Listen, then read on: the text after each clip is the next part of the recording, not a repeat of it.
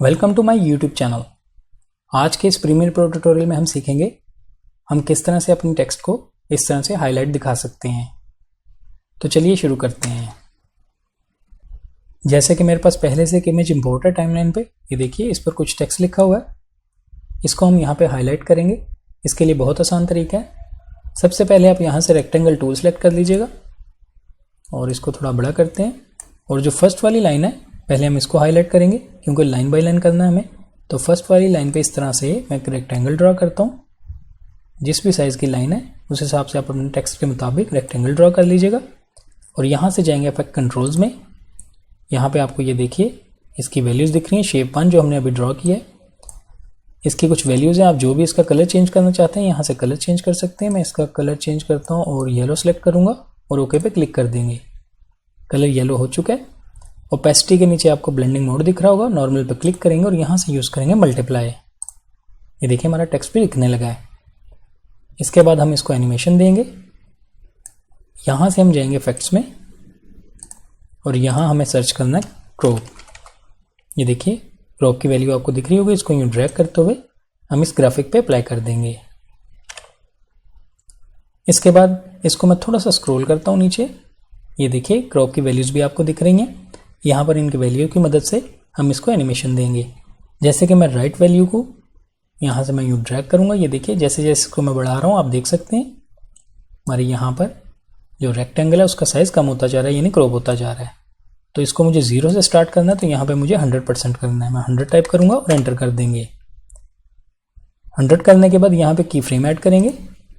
First वाले की frame पे 100% है, यानी हमें ये नहीं दिख रहा। और आगे मैं जाता हूँ इसको जितने भी आप सेकंड्स पे यानी चाहते हैं आपकी जो टेक्स्ट लाइन है कंप्लीट हो जाए। मैं 3 सेकंड्स पे जाऊंगा, तकरीबन 3 पे जा रहा हूँ। और यहाँ जाने के बाद इस वैल्यू को यहाँ पे 0 टाइप करेंगे और एंटर कर देंगे। ये देखिए दूसरा की फ्रेम भी ऐड हो चुका है।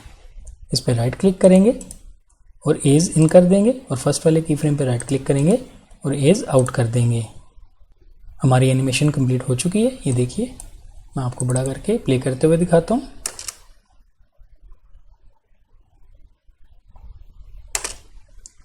इसी तरह अगर आप चाहते हैं बाकी जो टेक्स्ट लाइन है इन पर भी हम हाईलाइट अप्लाई करें तो बहुत आसान तरीका है। पहले हम इसको इसकी एनिमेशन के मुताबिक लेंथ करेंगे। जैसे कि यहाँ पे एनिमेशन कंप्लीट हो रही है तो इसकी लेंथ को मैं कम करूँगा इस तरह से। और इसी ग्राफिक की ऑल्ट प्रेस करते हुए ड्रैग करेंगे, एक और कॉपी बना लेंगे। ये कॉपी हमने इससे आगे रखनी है, जाहिर है। अब हम इस कॉपी को सिलेक्ट करेंगे और यहाँ से यूँ इफेक्ट कंट्रोल्स में यूँ स्क्रॉल करते हुए नीचे लेके आएंगे। सेम वही वैल्यूज अप्लाई हैं जो फर्स्ट वाले पे थे क्योंकि हमने इसी की कॉपी बनाई है। यहाँ आने के बाद हमने जस्ट इसकी जो पोजीशन है वर्टिकली पोजीशन सेकंड वाली लाइन पे लेके आएंगे। इसके लिए सबसे पहले आप फर्स्ट फ्रेम पे आइएगा और यहाँ आने के बाद इसकी क्रॉप की वैल्यू को 0 टाइप करेंगे।